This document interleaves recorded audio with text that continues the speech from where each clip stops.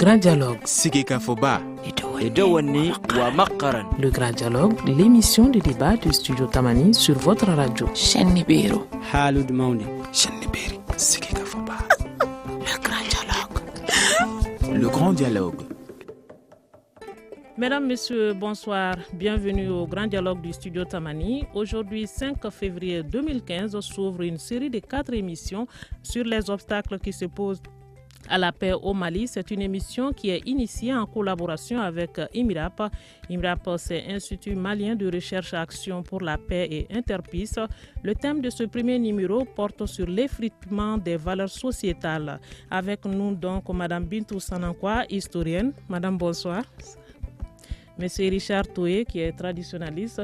Monsieur Richard Touré, bonsoir. Oui, bonsoir. Et Monsieur Moussa Touré, qui est chercheur à l'Institut malien de recherche et action pour la paix. Monsieur Touré, bonsoir. Bonsoir. Moi, je suis Sira Batili pour l'animation. Nous, Mdjiri assure les opérations techniques. Studio Tamani. Alors, bienvenue à vous, chers invités. C'est un plaisir de vous accueillir dans ce studio. Le premier volet de ce débat est centré plutôt sur cette problématique société traditionnelle et contemporaine. Qu'est-ce qui a changé? Et je commence par le traditionnaliste, M. Richard Touré. Quelle différence y a-t-il entre nos sociétés d'antan et celles d'aujourd'hui? Moi, je remercie de nous introduire et de nous impliquer dans ce débat. Bien entendu, nos salutations à tous ceux qui sont à l'écoute. Mais moi, j'aurais voulu que vous commenciez par l'historienne. C'est avec elle que j'ai appris des choses. Elle va parler également.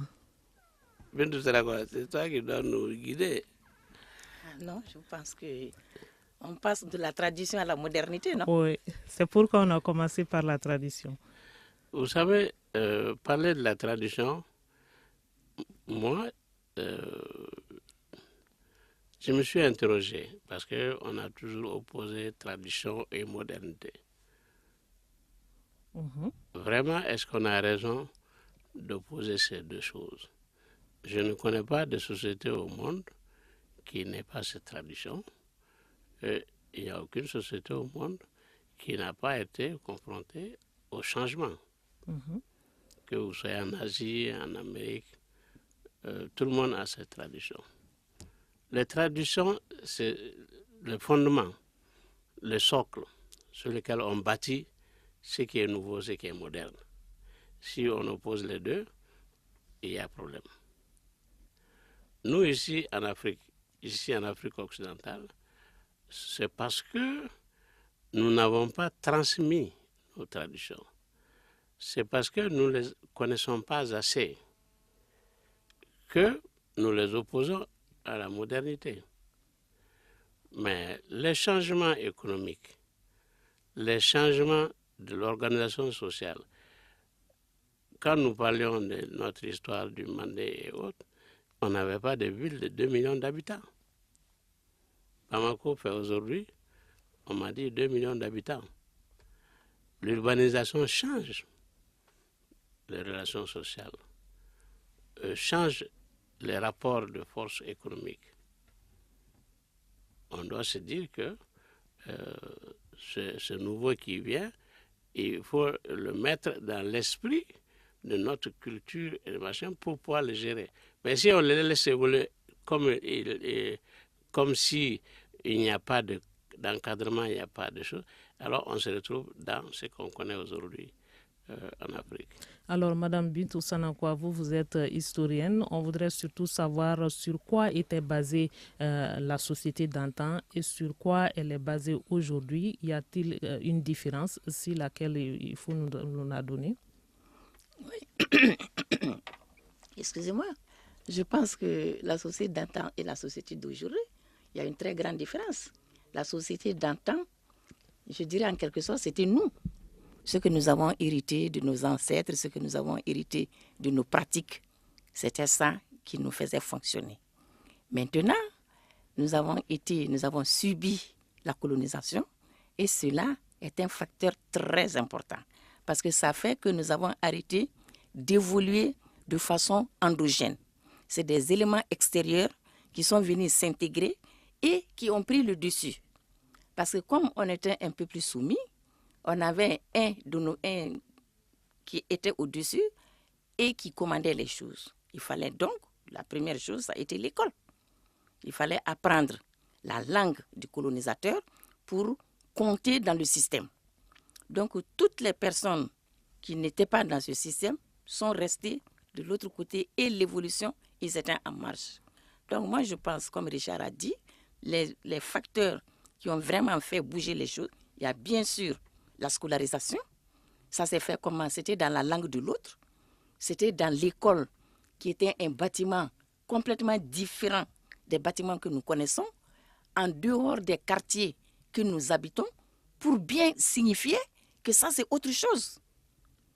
Ensuite, il y a l'école, il y a l'urbanisation. De plus en plus de gens, ce n'était même plus pour oublier, les gens venaient quitter les campagnes pour venir dans les villes. Ça changeait complètement les façons de faire. Et les réseaux traditionnels de transmission de la culture, du savoir, des pratiques, ça n'existe pas en ville. Donc les gens se sont trouvés dans un cadre différent où il n'y avait aucun relais, il n'y avait aucune transmission. Donc c'est un peu des électrons libres. Oui. Et donc c'est différent de ce qui se faisait quand on était dans un autre cadre et quand on fonctionnait par nous-mêmes avec nos propres valeurs. Alors, Monsieur Moussa Touré, vous êtes de IMIRAP, on l'a dit au début de cette émission. IMIRAP, c'est l'Institut de recherche pour plus approfondi sur les valeurs sociétales. Alors, est-ce qu'on entend très souvent valeurs sociétales? Est-ce qu'on peut avoir une définition? Quelles sont les valeurs sociétales au Mali? Bien, merci de nous avoir offert cette opportunité de nous exprimer sur votre plateau. Je parle en présence d'illustres hommes de culture. Je suis jeune chercheur. Madame Senonko a déjà ébauché ce que c'est que les valeurs sociétales. C'est l'ensemble des normes, en fait, qui ont fondé la société malienne, qui constituent le ciment même de la société malienne. Nous avons, parmi ces valeurs, nous avons les différentes institutions de socialisation, la famille élargie, les classes d'âge, l'éducation communautaire, l'éducation à l'école. Voilà un ensemble, n'est-ce pas, d'éléments qui constituent les valeurs. C'est à travers ces institutions que la vie en société est enseignée aux jeunes générations. Et elle l'a si bien dit, ces institutions ne fonctionnent plus comme ça se doit. Et du point de vue des populations que nous avons consultées, ces institutions ont arrêté de jouer leur rôle. Et la société malienne au stade actuel n'est pas préparée à contenir tous ces facteurs exogènes qui sont venus s'infiltrer, n'est-ce pas, dans nos anciennes valeurs, telles que la famille élargie qui a de nos jours de plus en plus tendance à la nucléarisation. Dans le temps, c'était la grande famille, tout le monde était là, tout le monde veillait à l'éducation de l'enfant. De nos jours, on assiste de plus en plus à des familles réduites, élargies, qui se résument à papa et maman et à la rigueur à la bonne. Donc des cadres qui ne sont pas tellement appropriés pour l'éducation de l'enfant. De ce fait, de l'analyse des populations consultées, les normes de conduite sociale ne sont pas connues par les jeunes générations. Et de ce fait, ils peuvent enfreindre vraiment au savoir-vivre dans la société sans pour autant se rendre compte. Donc cela pourrait vraiment les faire des comportements qui ne sont pas tellement appréciables du point de vue des aînés. Donc il n'y a vraiment pas de consensus entre les différentes générations et à l'intérieur même de la même génération pour pouvoir avoir une société équilibrée de nos jours. Alors, M. Richard Toye, c'est vrai qu'il y a des problèmes, vous en avez évoqué, mais quel poids ces valeurs sociétales ont dans notre pays? Quel rôle ces valeurs sociétales jouent au Mali? Bon, moi, valeurs sociétales, nous, on dirait ce qui nous reste comme, on appelle ça molon, la valeur. Notre société avait de la considération pour l'être humain, pour la femme, pour les relations entre les humains. L'argent n'était pas l'essentiel. L'essentiel de la vie, c'était ce que les humains construisaient entre eux et qui entretenaient leur vie d'un bout à l'autre. il a parlé tout à l'heure des classes d'âge. Les classes d'âge avaient pour fonction de préparer les jeunes femmes et hommes à une vie d'ensemble dans la société et ils accèdent au pouvoir ensemble. Ils se connaissaient. Cela, c'est parce que la dimension du village le permet. Aujourd'hui, l'école aurait dû prendre ce relais. L'école ne l'a pas fait parce que l'école n'a pas été faite dans cet esprit. S'il y a quelque chose à faire, c'est à nous de l'introduire. Le colonisateur n'avait aucun besoin de ça. Or, nous, on a besoin de ça. Reconstruire les classes d'âge pour que les hommes et filles se connaissent et se pèsent, se sous-pèsent. Et nous avons besoin de Traduction. Traduction, c'est là qu'on voit si quelqu'un est capable de diriger ou il n'est pas capable de diriger. C'est là aussi qu'on évalue les ressources humaines, les femmes ainsi que les hommes. Par contre, l'école française, je pense, aplanit tout ça. On n'en tient pas beaucoup compte. Parce que l'objectif de l'école française, c'était de créer une élite avec laquelle ils peuvent commercer et gouverner. Ce n'est pas pour construire l'Afrique qu'ils ont fait l'école. Ça, il faut que tout le monde soit conscient de ça. Donc, cette école... On pouvait se passer de l'école? Qui? J'ai dit on pouvait se passer de l'école. Ce n'est pas qu'on pouvait se passer de l'école, mais changer ses objectifs. Et les adapter à nos réalités. Nous portons des chaussures fabrication française, mais nous les adaptons à nos pieds. Personne ne se taille les pieds pour mettre dans la chaussure. L'école doit être repensée pour nous servir à nous et construire notre société. Et les gens pensent que c'est un effort insurmontable, ce n'est pas vrai. Chaque fois que tu ne prépares pas l'homme depuis sa jeunesse, il ne sera pas à te qui comme on dit. Les anciens disent que il ne faut pas faire danser un enfant en tournant le dos contre toi. Parce qu'il ne te reconnaîtra pas quand il va grandir.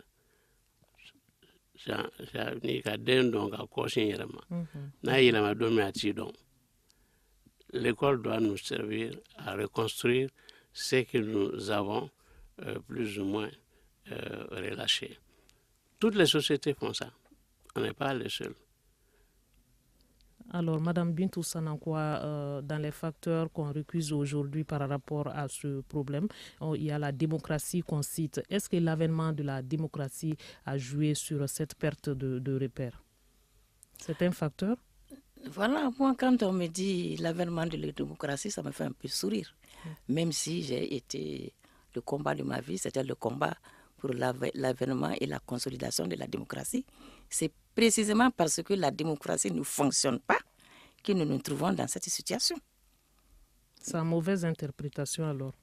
Je pense que nous ne sommes pas, aujourd'hui, nous ne sommes pas en démocratie au Mali. Alors vous pensez que c'est un facteur qui bloque le processus? Non, moi je pense que si on avait une vraie démocratie, ça changerait les choses, ça changerait les rapports des gens d'abord avec eux-mêmes. Alors, qu'est-ce qui ne marche pas dans notre démocratie aussi, qui serait à la base de cette perte de repères? Bon, je pense que c'est un problème général. C'est le problème, le grand problème, c'est le problème de la gouvernance. La gouvernance, c'est la gestion des hommes, c'est la gestion des ressources, c'est la gestion du tout, et c'est ça qui ne fonctionne pas. Si ça ne fonctionne pas, rien ne fonctionne. Richard a posé le problème de l'école. Je pense que c'est fondamental.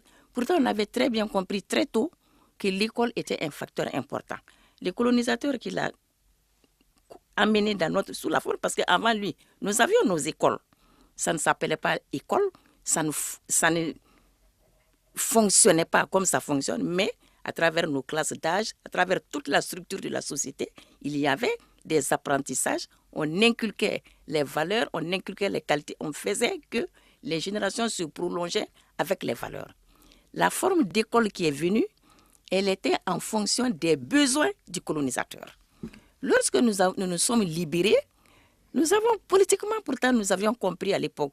On a dit, cette école-là, ça ne nous convient pas et on a fait une grande réforme de l'école en 1962, la réforme de 1962 pour un enseignement de masse et de qualité, parce que d'abord, la première chose de l'école coloniale, c'était une élite, donc c'était un minimum. C'était très peu de gens qui allaient à l'école. Et ces gens qui allaient à l'école, c'est eux qui accédaient aux différentes fonctions. Donc avec l'indépendance, on a dit, il faut que le maximum de gens aillent à l'école. Et puis on a dit, il faut faire la réforme, même des programmes, pour adapter ça à notre besoin. Parce que qu'est-ce qu'on a appris? Vous êtes jeune, mais moi, je suis partie à l'école quand c'était les Blancs qui étaient là. Et moi, j'ai appris à l'école que les gens que moi, j'ai en tant que prof d'histoire, j'ai présenté comme des héros nationaux, comme un Solé Alibert ou un Samouri, moi, j'ai appris à l'école coloniale que c'était des sanguinaires et des barbares. Donc, c'était le point de vue, mais on a fait la réforme de l'école. Je pense que cette réforme qui n'a pas été jusqu'au bout. On a changé effectivement les programmes. Samouri n'était plus un sanguinaire, c'était un héros de la lutte contre la pénétration coloniale dans le pays, beaucoup de choses comme ça, mais on n'a pas été jusqu'au bout. Donc le processus a été interrompu. Et on n'a pas donné, on n'a pas fait du peuple l'acteur de sa propre histoire. Il y avait un parti unique qui décidait pour tout le monde en matière d'économie. Dans tous les secteurs de l'économie, on décidait pour les populations. Ce n'est pas facile de couper une historienne. D'accord, je m'arrête alors. Quelques secondes de pause et nous revenons après. Ok, d'accord, je m'arrête. Vous écoutez Studio Tamani, votre avis nous intéresse. Écrivez vos commentaires et suggestions sur la page Facebook et dialoguez avec nous. Studio Tamani, c'est aussi les réseaux sociaux. Et oui, vous êtes sollicité pour donner votre avis sur les différentes productions du Studio Tamani via Facebook ou encore Twitter. L'émission que vous suivez est le Grand Dialogue. Ce numéro sur l'effritement de nos valeurs sociétales est un prélude à 3 autres émissions dans les jours à venir. Avec nos invités, nous essayons d'expliquer les raisons de cet effritement et comment le réparer plutôt. Richard Toé, traditionnaliste, Madame Bintou Sanankwa et Moussa Touré, chercheur à l'Institut malien de recherche Action pour la paix, ont répondu à notre invitation. Et sans plus tarder, nous allons donc entamer la deuxième partie de cette émission. Et maintenant, nous parlons de la relation perte de repères et le frein au processus de paix. Et je m'adresse à M. Touré, vous qui avez fait une étude sur cette question. Et il ressort de votre étude donc que le manque de repères, la perte de repères est une des raisons du blocage du processus de paix. En quoi l'effritement des valeurs sociétales peut-il être un obstacle à la paix? Bien, merci Madame Sira. Comme je l'avais dit tantôt lors de ma première allocution, au terme vraiment du processus de consultation de population, la recherche action participative que nous avons eu à mener, les populations se sont exprimées effectivement sur la crise des valeurs sociétales comme étant un obstacle à la paix. L'analyse qui ressort, c'est que nos valeurs sociétales qui ont constitué le fondement de la société malienne se trouvent aujourd'hui mises à mal par plusieurs facteurs. Il y a les facteurs endogènes, il y a les facteurs exogènes. Les facteurs endogènes, je l'avais cité tantôt, c'est vraiment le branlement même de ces institutions de socialisation qui sont censées préparer l'homme à toutes les étapes de sa vie. De la famille élargie, en passant par les structures communautaires d'éducation, j'avais dit tantôt les classes d'âge, les cérémonies d'excision et de circoncision qui étaient vraiment consacrées pour inculquer vraiment les normes de la vie en société aux jeunes générations. Et ils estiment que c'est effectivement par méconnaissance, c'est-à-dire les jeunes, d'une part, méconnaissent ces valeurs parce que les créneaux de socialisation sont en faillite.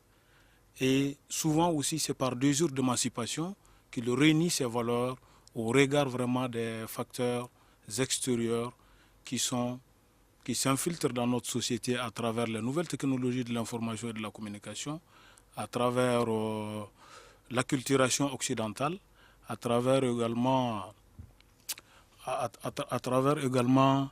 le phénomène d'exode, l'exode rural et puis le phénomène de migration. Ça, c'est entre autres des facteurs, n'est-ce pas, qui, de leur point de vue, constituent des obstacles à la paix. l'homme est censé connaître la société au sein de laquelle il vit. Donc s'il n'est pas préparé à vivre au sein de cette société, comme l'a dit un de nos participants, il peut difficilement distinguer le bien du mal. On dit que c'est à travers l'éducation que l'homme apprend à connaître les hommes, c'est à travers l'éducation, n'est-ce pas, que l'homme apprend le sens du respect de l'autre. Donc quand cette éducation n'y est pas, donc il est très difficile de respecter l'autre, de respecter sa culture, de respecter ses principes. Donc quand tu violes la culture de quelqu'un, tu portes atteinte à sa dignité. Quand tu violes le principe de vie de quelqu'un, tu portes atteinte à sa dignité. Donc on vit dans une société de telle sorte que les communautés se méconnaissent. Les communautés se méconnaissent et les efforts qui étaient faits pour permettre cette intégration, je vais citer ici les biennales artistiques, culturelles et sportives, les populations ont beaucoup déploré l'abandon vraiment de ces créneaux d'interconnexion culturelle entre les populations.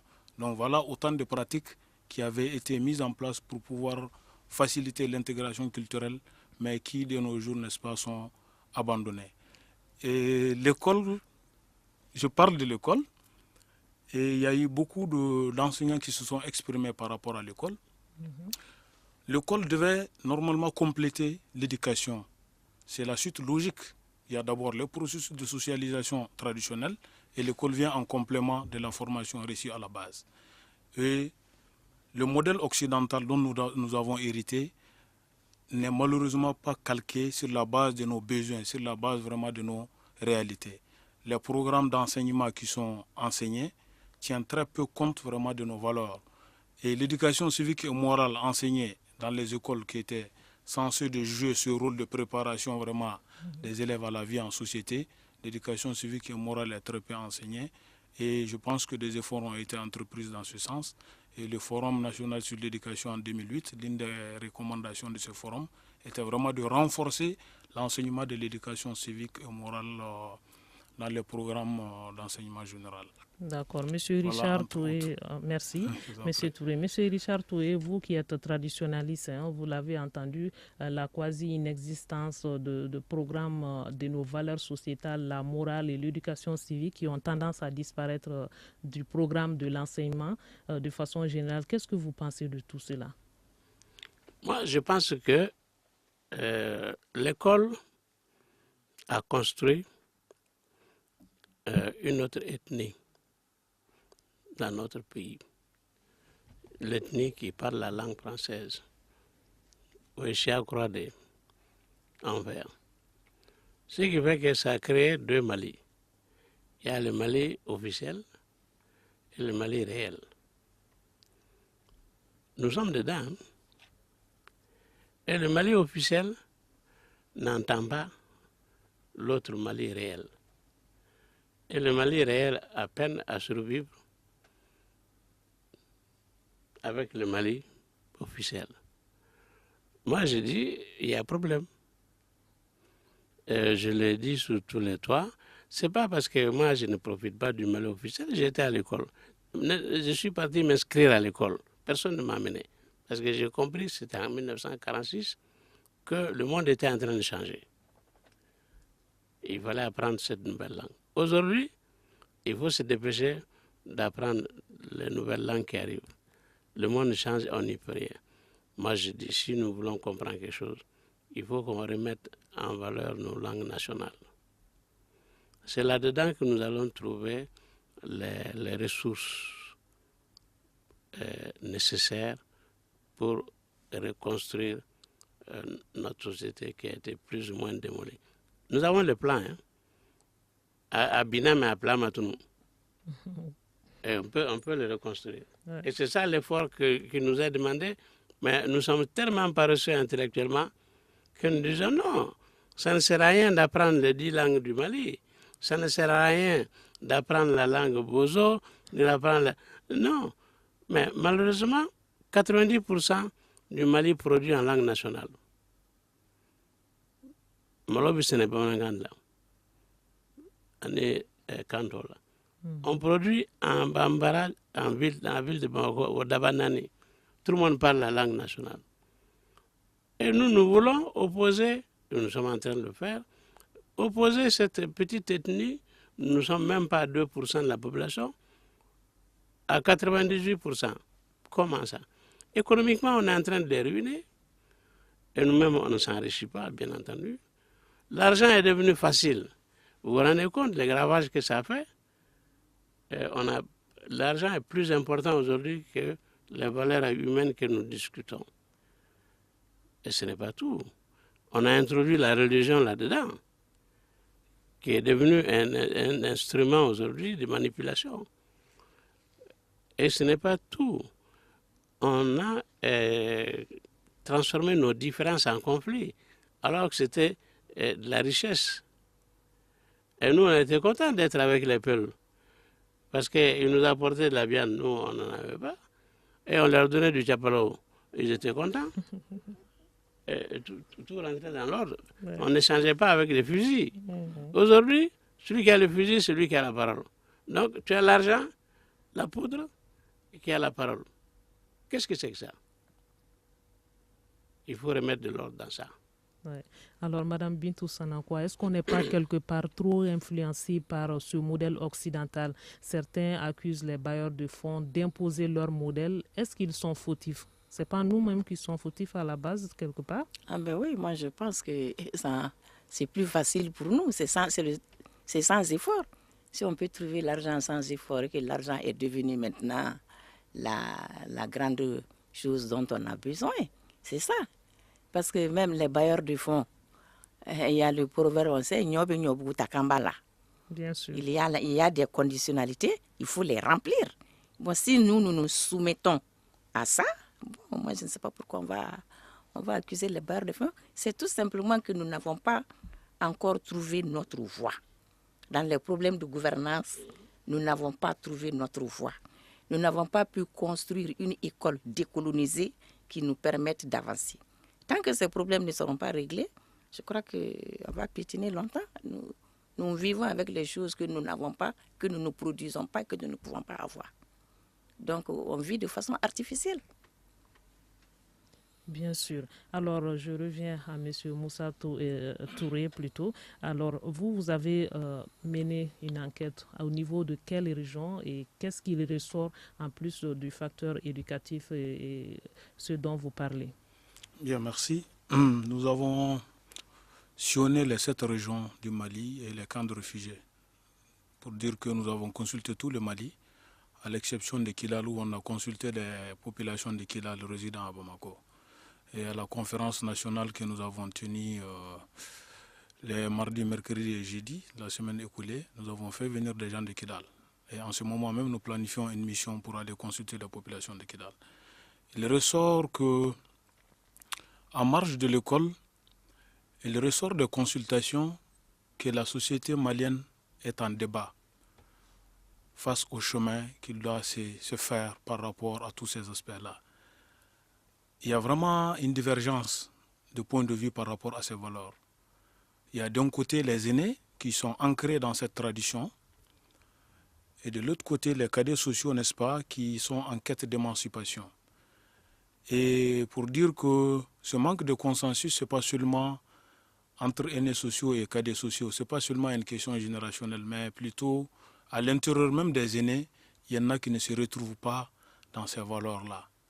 Il y a également au sein vraiment des cadets d'autres aussi qui épousent ces valeurs, il y en a qui ne les épousent pas. Donc il y a vraiment une forte contradiction. Ces valeurs sont vraiment en débat au sein de la société malienne. Et l'autre chose qui ressort, c'est que le Mali est effectivement une terre riche de par sa diversité sociopolitique et ethnique. Et souvent, il y a des gens, des individus, qui instrumentalisent ces fractures sociales, qui essayent de prendre ces différences qui ont constitué la richesse de ce pays-là pour essayer de l'instrumentaliser, soit à des fins individuelles ou bien à des fins qui ne sont pas avouées. Et c'est là à tous les niveaux de la société. Quand nous prenons le politique, c'est pareil. Quand nous prenons sur le plan religieux également, c'est pareil. C'est ce qui ressort vraiment des consultations. D'accord. Nous allons observer quelques secondes de pause et nous revenons pour le 3e volet. Une réaction, un avis, un commentaire. Réagissez sur la page Facebook de Studio Tamani et restez connectés avec nous. Studio Tamani sur les réseaux sociaux pour vous faire entendre. Et oui, le grand dialogue du studio Tamani depuis la Maison de la Presse sur 24 radios partenaires à travers tout le Mali, également sur YouTube. Focus aujourd'hui sur les valeurs sociétales du Mali en effritement. Quelle explication et quelles solutions? Nos invités sont Richard Toé, traditionnaliste, Madame Bintou Sanankwa, historienne, et Moussa Touré, chercheur à l'Institut malien de recherche Action Emploi IMRAP. Troisième et dernier volet de ce débat, c'est la solution. Autrement dit, comment faire pour inverser la tendance? Alors, doit-on faire retour à nos valeurs sociétales? Quel peut être leur intérêt? Monsieur Richard Toé. Moi, je m'oppose à l'idée de dire que nous allons retourner à nos valeurs traditionnelles purement et simplement. Ce n'est pas possible. Ce n'est pas possible. Mais aussi, peut-on partir en les ignorant? Ça aussi, ça ne me paraît pas possible. C'est comme si tu allais en voyage sans prendre des précautions minimales. J'ai écouté dans vos interviews que nous nous sommes embarqués dans le navire des Européens sans prendre des gilets de sauvetage. Et quand le navire coule, nous sommes les premières victimes. Bien sûr.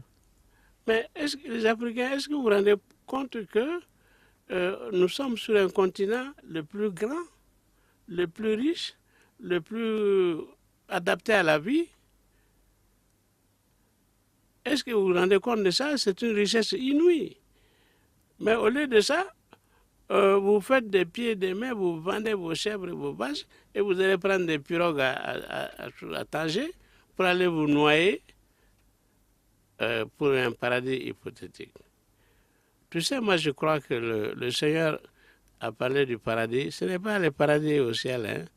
Le paradis est sur terre. C'est à construire. Et tout Africain doit se doter de savoir et de savoir-faire pour construire ici le paradis. Vous ne pouvez pas être sur les rives du Niger et dire que vous êtes en enfer. Si vous le faites, c'est vous qui ne savez pas grand-chose. Donc, développons chez nous, chez nos jeunes, le sens d'abord de la nation africaine, le sens du Mali et le sens de transformer le Mali qui est ici pour nos besoins, pour nous permettre de vivre convenablement. Et ça, c'est possible. Le désert est riche, on peut le transformer. Les hommes ont montré que c'est possible ailleurs. Mais si nous croyons que notre salut viendra du ciel, je crois que le Seigneur ne descendra pas pour construire des ponts. Ça, c'est sûr. Si nous croyons que ça viendra des Européens, je ne crois pas non plus qu'eux, ils viendront construire ça pour nos beaux yeux. D'accord. Alors, Madame Bintou Sanankwa, vous qui êtes historienne, quel est votre avis sur tout cela? Qu'est-ce qu'il faut-il faire maintenant pour qu'on retrouve nos repères? Bon, je partage l'avis de Richard, qu'on ne peut pas retourner en arrière, parce que le monde a évolué, il y a des éléments nouveaux, nous-mêmes nous sommes autre chose. Avant, toujours nous sommes peut-être une minorité à aller à l'école. Aujourd'hui, nous sommes quand même une minorité de plus en plus importante à aller à l'école, à faire des grands diplômes, à travailler, à vivre dans les villes. Ça a changé. Mais autant, on ne peut peut-être pas tout oublier parce que quand même, nous avons une très longue tradition dans tout ce qu'on peut faire pour faire avancer le monde. Nous avons gouverné, nous avons construit des empires qui se sont étendus sur de très grands espaces. Nous avons fait vivre ensemble des groupes ethniques différents, des pratiques et culturelles différentes. On sait faire tout ça. Mais en même temps, le monde aujourd'hui, il faut qu'on l'intègre. Moi, ça me fait penser à ce que Amadou Hampâté-Bâ disait. C'est-à-dire, nous, aujourd'hui, c'est comme un arbre. Un arbre, il y a un moment, il faut l'élaguer. Les branches mortes, les parties mortes, il faut les couper. Ça permet à l'arbre, au lieu de tuer l'arbre, ça permet à l'arbre de grandir, de régénérer. Je pense que ce que nous devons faire, en intégrant ce que le monde nouveau nous apporte en nous débarrassant des pratiques qui ne nous apportent rien, en maintenant celles qui nous permettent, qui font que nous sommes nous et pas autre chose. Alors, dans votre étude, M. Touré, sûrement que les populations ont fait des propositions par rapport à cela. Quelles étaient leurs préoccupations pour que les Maliens retrouvent leur repère? Bien, merci. À cette phase de notre analyse, on se focalisait essentiellement sur les facteurs qui peuvent entraver la paix. Mais au terme de l'analyse des populations, il ressort que la société malienne aujourd'hui est en débat. Et la question qui se pose, c'est de voir comment redéfinir un nouveau contrat social. Il faudrait que les Maliens réfléchissent à la construction des Maliens de type nouveau, j'allais dire, qui répondent aux exigences du moment et aux aspirations vraiment du bien-être de la société malienne. Ça fera l'objet d'une nouvelle recherche, d'une autre phase. Nous allons retourner vers les populations pour qu'ils fassent une analyse pour voir quelles sont les voies et moyens pour reconstruire ces Maliens de type nouveau qui puissent prendre en compte les exigences face à la globalisation et, comme l'a dit Mme Sanankwa, tout en gardant le côté positif, le côté constructif vraiment de nos valeurs. Lors des consultations, il y a un jeune qui s'est exprimé là-dessus. Il dit les valeurs sociétales, certes, mais ce n'est pas toutes nos valeurs qui sont utiles. Donc, il faudrait que les Maliens soient dans la logique de prendre ce qui est bon de nos valeurs et laisser de côté ce qui pourrait être nuisible vraiment pour le bien-être des Maliens. Concilier les deux, concilier les exigences du moment tout en gardant l'essentiel vraiment de nos valeurs. Alors, M. Richard Touré, vous avez parlé du système éducatif qui est en train d'oublier un peu nos valeurs sociétales dans le programme de l'enseignement. Qu'est-ce qu'il faut faire maintenant pour que ces valeurs sociétales reviennent dans l'enseignement, qui est important quand même? Je vais me contenter de dire ce que mon cher Luc Sangaré, paix et salut à son âme, on dit Kabitienso. Il nous a, Ousmane Sy et moi, il nous a reçus dans son bureau, il nous a dit ceci.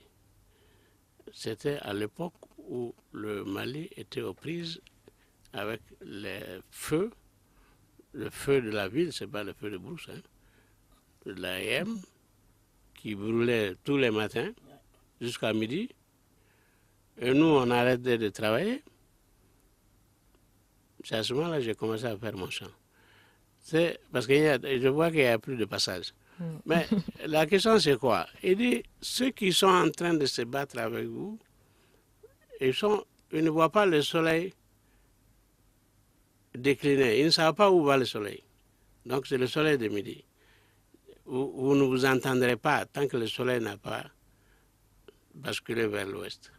Maintenant, allez chercher des enseignants qui sont encore en bonne santé, qui, eux, connaissent le Mali, et donnez-leur les petites classes.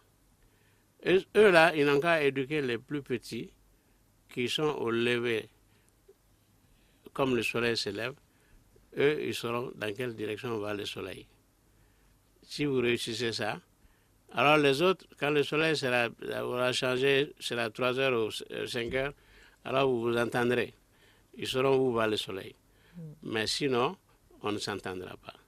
Sinon, moi, j'ai dit le Mali, nord au sud au, qu'est-ce que nous ne changeons pas? Ces grands fleuves-là, il va dans l'est. Personne ne dit le nord. Le nord n'est même pas dans notre langue. Alors,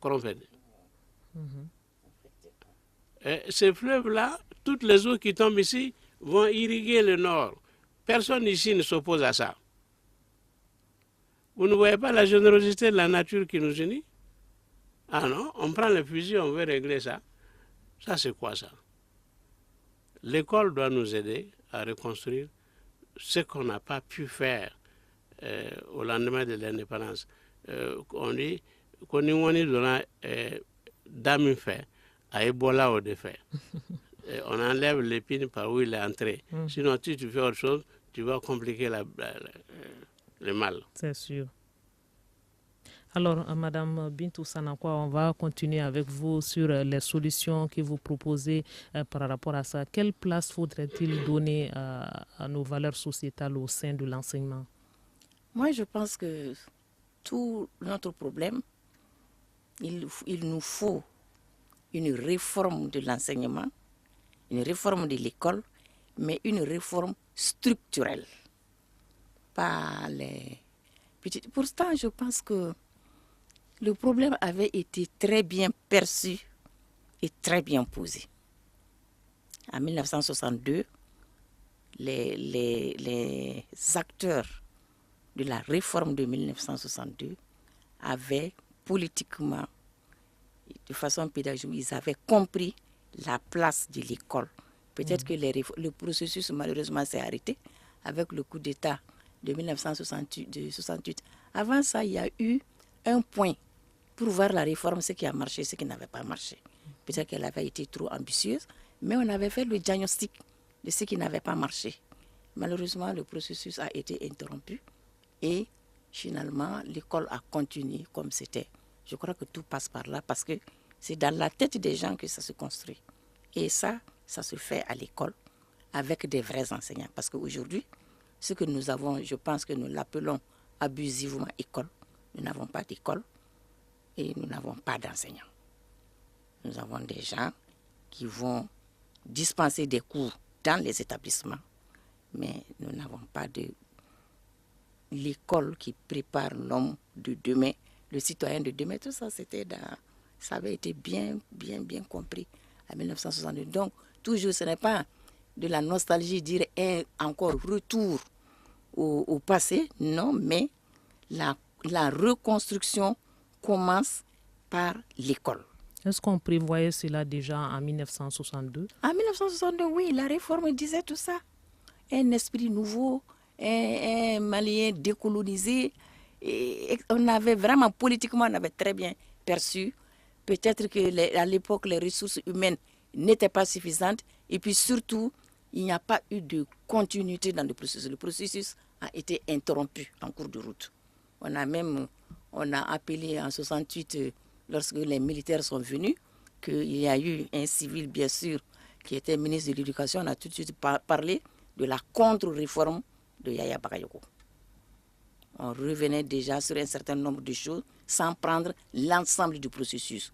La situation n'a jamais été rattrapée. Il faut quelque part qu'on s'arrête et qu'on reparte de nouveau. D'accord. IMIRAP, je l'ai rappelé au début de cette émission, nous a aidé à initier cette émission en collaboration avec Interpeace. IMIRAP a beaucoup de projets. IMIRAP veut instaurer le dialogue entre les Maliens. Comment vous comptez vous y prendre par rapport à tous ces problèmes-là? Bien, merci. Je pense qu'on a déjà amorcé ça. Madame Sanankoua était à la conférence nationale de validation des résultats sur la recherche participative que nous avons eue, la recherche participative sur les obstacles à la paix au Mali.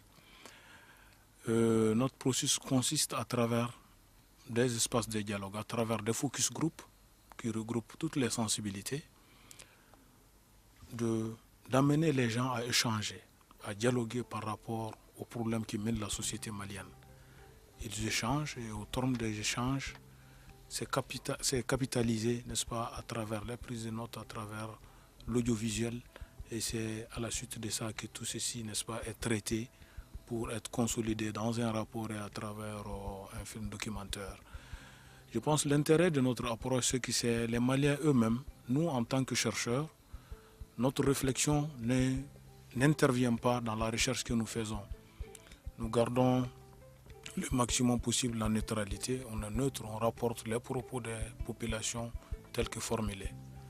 Ainsi, je dirais que Mme Sanankoua a la même lecture que les populations consultées à la base. Si je peux paraphraser l'intervention d'un enseignant rapidement lors d'un focus group, il dit si on change le nom du ministère de l'Éducation, ça va lui plaire. Et de le transformer en ministère de l'Instruction. Parce qu'il dit que le règlement même qui régit l'école ne permet pas d'éduquer l'enfant. Merci, Monsieur Touré. C'est intéressant, mais nous sommes au terme de ce grand dialogue consacré à l'effritement des valeurs de la société malienne. Richard Touré, traditionnaliste, Madame Bintou Sanankwa, historienne, et Monsieur Moussa Touré de IMRAP nous ont aidés à comprendre le pourquoi de cet effritement. Ils nous ont également fait des propositions de solutions pour le retour à nos repères. Nous espérons que vous avez eu un intérêt pour ce débat qui vous a été présenté par Sira Bachili. À la réalisation, vous aviez Ousmane Diadé Touré. La mise en onde était assurée par Nouhoum Djire. Vous aviez à la régie vidéo M. Bagayogo. Pour ceux qui suivent donc ce débat sur YouTube, merci de nous avoir suivis.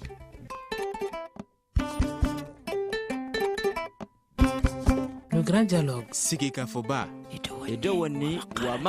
Le grand dialogue, l'émission de débat du Studio Tamani sur votre radio. Chaîne Nibiru.